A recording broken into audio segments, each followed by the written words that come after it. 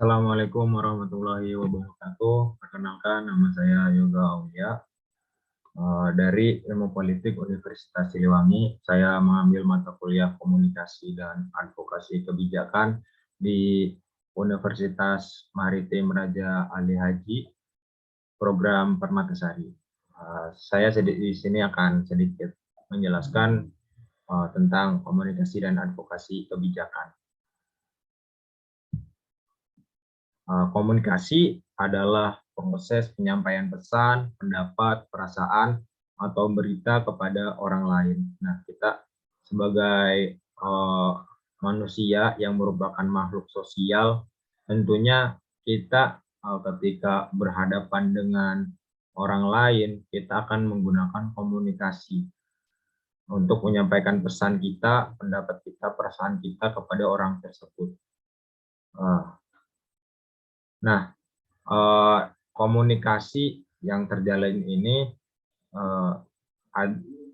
orang yang menyampaikan komunikasi disebut komunikator. Nah, sedangkan orang yang mendapatkan informasi tersebut atau pesan, pendapat, perasaan itu namanya komunikan atau bisa disebut dengan audiens.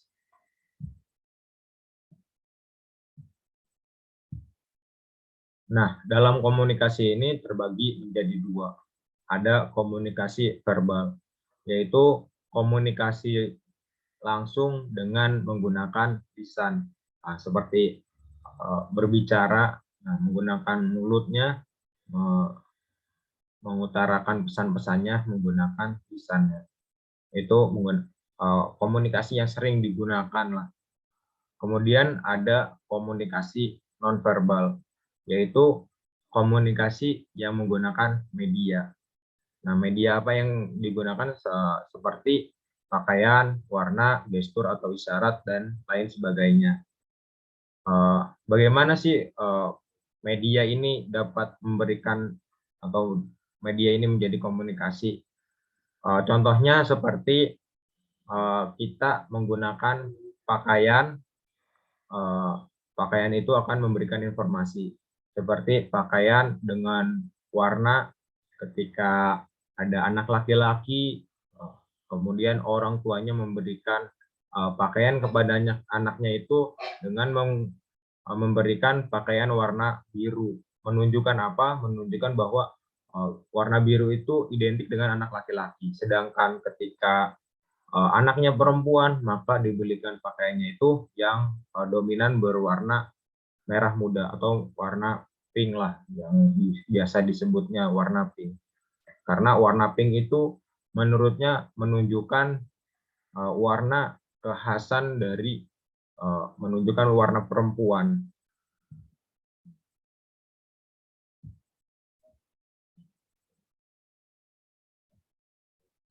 Nah, dalam berkomunikasi ada teori-teori yang sudah berkembang yang diutarakan oleh para ahli, seperti ada teori komunikasi dari Laswell.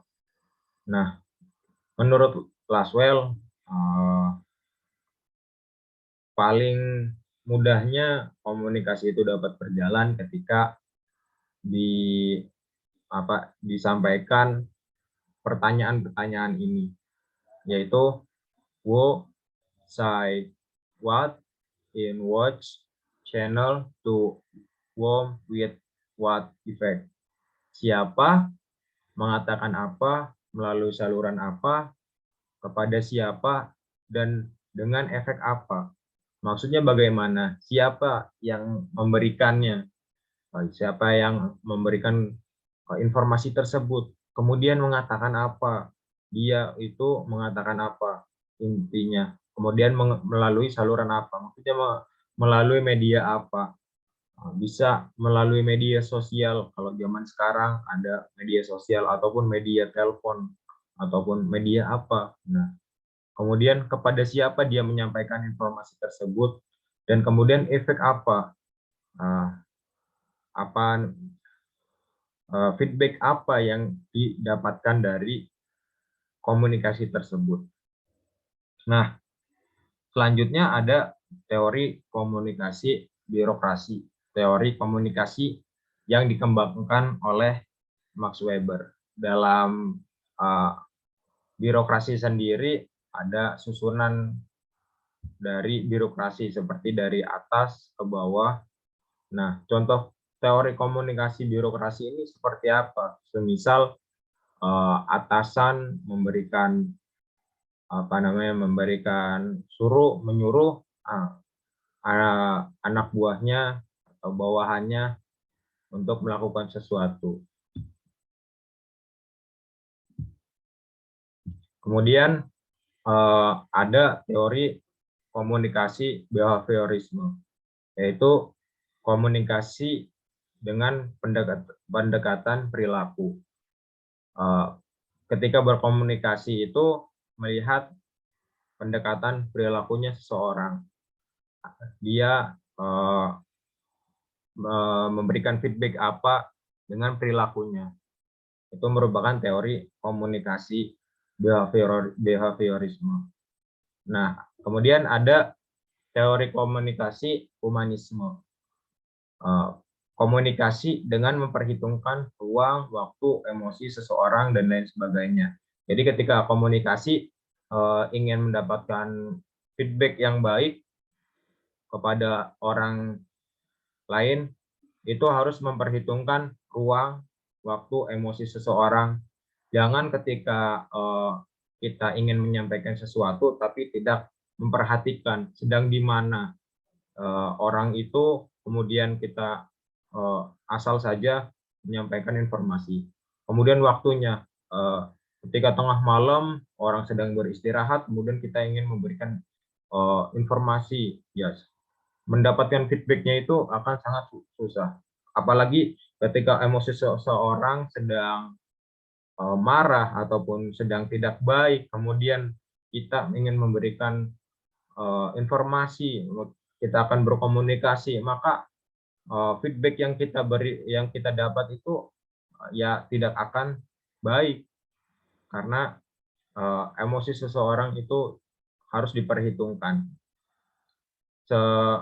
Sebetulnya masih banyak teori-teori komunikasi, namun saya menyampaikan sedikit saja. Kemudian ada advokasi. Apa sih advokasi tersebut? Advokasi adalah usaha untuk mempengaruhi kebijakan publik melalui macam-macam bentuk komunikasi persuasi. Jadi ketika akan dibuatnya kebijakan publik, maka kebijakan itu dapat dipengaruhi sesuai dengan keinginan kita. Ya, melalui apa? Melalui komunikasi agar kebijakan tersebut sesuai dengan yang kita inginkan. Itu disebut dengan advokasi. Nah, ada tahapan-tahapan yang harus dilakukan dalam advokasi agar advokasinya itu berjalan dengan baik. Yang pertama adalah mengetahui dan mengkaji masalahnya. Ketika kita akan melakukan advokasi tentang suatu kebijakan, maka kita harus mengetahui dan mengkaji masalah apa. Jangan sampai kita melakukan advokasi tanpa mengetahui dan tanpa mengkaji masalahnya terlebih dahulu. Nanti kita akan kalah. Kemudian tertarik untuk mengatasi masalah yang ada. Itu kita jangan ketika kita akan melakukan advokasi, kita ya biasa aja tidak tertarik dengan masalah yang sedang akan dijadikan kebijakan. Kemudian peduli pemecahan masalah. Bukan hanya tertariknya saja, tetapi kita peduli dengan pemecahan masalah tersebut. Kita ketika mempunyai mempunyai ide tentang permasalahan tersebut, maka kita tuangkan untuk menyelesaikan masalah dan menjadikan kebijakan publik. Kemudian sepakat dengan pemecahan masalah. Jadi harus ada kesepakatan dalam advokasi. Ya, sebagai advokasi juga ketika melakukan advokasi tentunya tidak melulu kita dengan ide-ide kita saja, tetapi harus menerima ide-ide dari orang lain. Kemudian ada tindak lanjut dari kesepakatan. Setelah disepakati, nah pemecahan masalah tersebut kita implementasikan. Ada implementasinya tidak dari hasil advokasi tersebut. Itu harus dilakukan. Kemudian dilakukan secara terus-menerus. Tidak sampai selesai melakukan advokasi, udah kemudian pulang. Tapi harus melakukan tindak lanjut secara terus-menerus. Apakah advokasi yang kita tawarkan, advokasi yang ide-ide kita ini direalisasikan. Nah, kemudian ketika ada perencanaan kerja advokasi, yang pertama yang perlu adalah plan. Plan kita akan melakukan apa, dan kita mempunyai ide apa, kemudian dasar hukumnya apa nih. Paling penting, harus mempunyai dasar hukum. Ketika kita mempunyai suatu ide atau pemecahan masalah, kita harus memiliki dasar hukumnya apa, agar kita tidak bingung. Kemudian implementasi dari advokasi tersebut, pemberian pemahaman tentang mengenai masalah kepada pembuat kebijakan. Nah, ada 5 prinsip tentang lobby ketika advokasi. Yang pertama yaitu jangan emosi ataupun arogan ketika melakukan advokasi. Kita datang dengan emosional, dengan arogan, menginginkan kehendak kita itu harus dilaksanakan. Itu tidak boleh dalam melakukan advokasi, karena orang yang akan kita advokasi akan merasa, wah ini orang yang tidak benar, orangnya sombong atau bagaimana. Maka advokasi yang kita tawarkan itu tidak akan diterima. Kemudian ketika melakukan advokasi, jangan menguasai forum dialog. Nah, forum dialognya kita berikan mereka juga untuk mengeluarkan argumen-argumennya. Jangan kita kuasai semua dialognya terus-menerus, kita mengutarakan ide-ide kita, tapi yang kita advokasi tidak diberikan ruang untuk berbicara. Itu tidak boleh. Dan jangan biarkan lawan kuasai forum. Nah, selain memberikan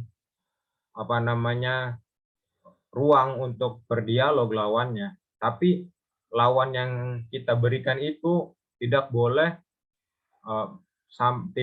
sampai menguasai forum tersebut. Kita harus seimbang ketika kita berbicara. Ketika mereka berbicara, ya kita ada berbicara juga. Kemudian kita saling memberikan argumen dengan seimbang. Kemudian jangan memaksakan kehendak dan merasa paling benar. Nah, ini harus diingat, kehendak kita itu jangan dipaksakan paling benar nih. Saya ini membawa ide ini harus paling benar, harus dilaksanakan. Dan itu nggak boleh, karena orang lain juga mempunyai ide, dan ide orang lain juga mempunyai dasar.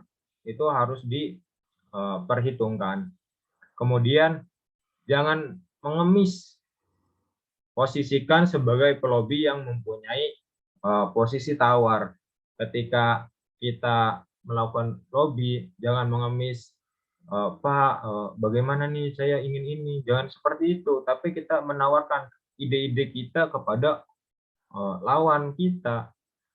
Kita punya banyak ide, kita tawarkan bagaimana dengan ide ini, kemudian jika tidak mencapai kesepakatan, kemudian ke ide yang selanjutnya, kemudian ide yang lain, kita harus mempersiapkannya itu. Kita posisi menawarkan ide-ide yang kita punya. Kemudian yang terakhir adalah jangan datang lobi tanpa membawa konsep dan alat lobi. Ketika kita datang ke forum lobi, jangan sampai tanpa membawa konsep apa nih yang kita akan bicarakan, itu harus diperhitungkan sejak awal. Ketika tidak dapat tidak berhasil di plan A, kita mempunyai plan B, kemudian juga mempunyai tawaran yang lain, sehingga kita dapat melakukan advokasi lobby dengan baik. Kemudian jangan sampai alat lobby kita ini ketinggalan.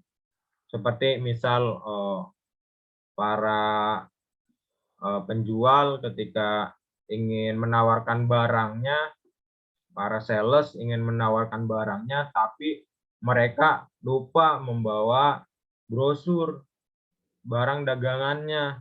Nah, itu jangan sampai terjadi. Nanti pusing akan menawarkan apa nih. Mau nawarin apa ketika tidak ada gambaran yang jelas, brosur yang bisa dikasihkan dan bisa diingat oleh orang tersebut. Nanti akan pusing. Mungkin itu sedikit dari saya. Apabila ada kesalahan, saya mohon maaf yang sebesar-besarnya. Sekian, Assalamualaikum warahmatullahi wabarakatuh.